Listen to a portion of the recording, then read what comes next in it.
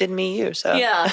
Well, I know that by the time they were talking to y'all, like, they were already like, come on, get on the stage. And we were like, oh, okay.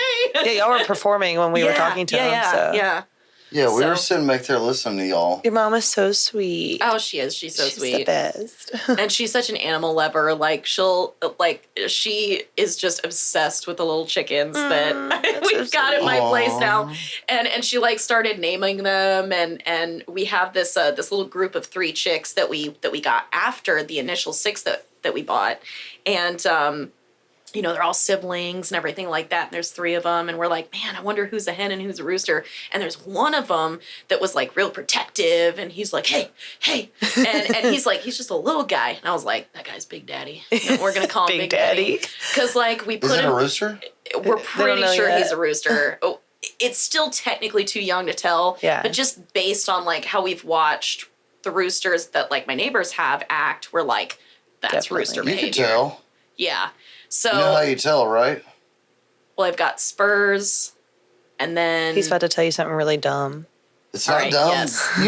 Please enlighten me. You know how you tell all mammals, every mammal on Earth, Joe you Rogan. can tell if it's female or male by they all share one thing you can tell by. You know what it is? What? Taint length.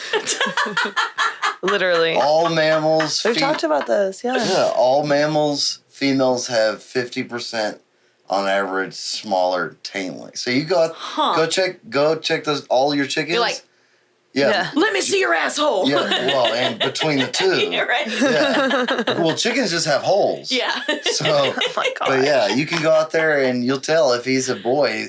Right. What if he identifies as a girl? But I found out this information.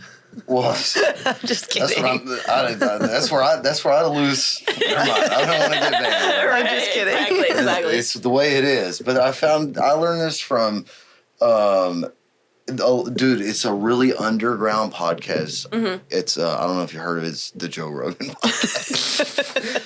It's like You might not have heard of it. You know, I don't know if you've ever heard of this person. Yeah, like, I he's don't kind of know. small. Did you ever watch Fear Factor? Kind of sucks. Yeah. Remember him, the guy that hosted it? Yeah, I mean, this Oh one's my way gosh. bigger. This podcast right now is Yeah.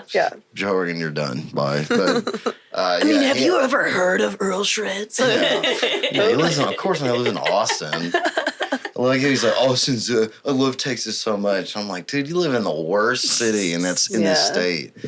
I think it depends on what like you're looking for though, because like I know some people they just want to be walking distance from like bars, restaurants, blah blah blah blah blah. They are looking for a certain scene and everything like that. And it's like, I mean, if that's your boat, you know, I'm looking for baby, grass. you know. Until I carpet bomb that city. Oh my gosh. You're What going to get... What are you looking for in your city? Ruins? Charred out, burnt ruins? Oh my gosh. There's nothing in Austin but Concrete. the demise of everything that is Well, I noticed like because beautiful. last year I got a chance to sing in South by Southwest, and it wasn't like a huge venue or anything, but it was still like a really cool experience. And I got an Airbnb that was fairly close to where I was going to be performing and all that kind of stuff. And one of the things I find really interesting about, and just any city, you know, because I notice it in parts of Houston too, where you'll have like a part of the city that's like in the baby phases of like being renovated and everything like that. And you'll go through like almost these desert areas where, you know, everything's kind of run down or it's boarded up, closed, getting ready to like be demolished. You're just kind of sitting there. Pre-gentrification. Exactly. And then it's like, it's almost like there's this invisible line and then poof into like these fancy shops and houses and apartments and everything. And you're just like, where did that come from? and you're just like, didn't I just what? Isn't it gross? New dimension. Yeah, it's. Don't you hate it? I hate it. Yeah, well, I mean, I'm not really a city person. When I grew up in Michigan, and we had like a fourth of an acre that backed up on woods, and I'm not so really like, a person. Be quiet. Let her talk. I'm not really a person. I'm just shred. Yeah, I just vibe. I'm full shred. I just do vibes, but I'm a country person too. Yeah. Well, and that's one of the reasons why I moved out to New Caney is because, you know, I lived in an apartment for a little while out in the Humble area. And like it was a very nice apartment. You know, they had good amenities, the apartment was a good size, but I mean, by the time I moved out, the amount that I was paying for rent, I was like, I might as well be Get a paying for a house. mortgage. Yeah. You know, and you have a I just yard. felt really confined, and like I wanted to do a lot more recording because I'd gotten, you know, equipment to do recording, and it was impossible to record anything of like really good quality in the apartment. Yeah.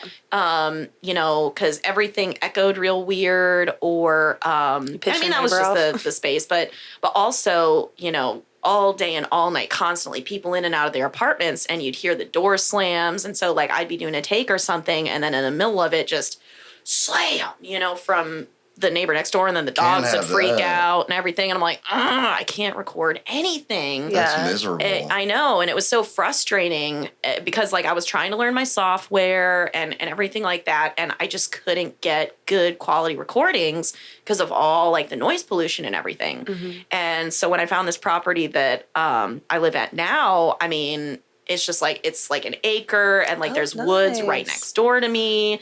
And, you know, so I used one of the guest rooms in my trailer and I just built my little studio. That's and cool. did the whole like blankets and everything in the little closet where my microphone is. And I mean, it's night and day with like the recording quality. It's crazy.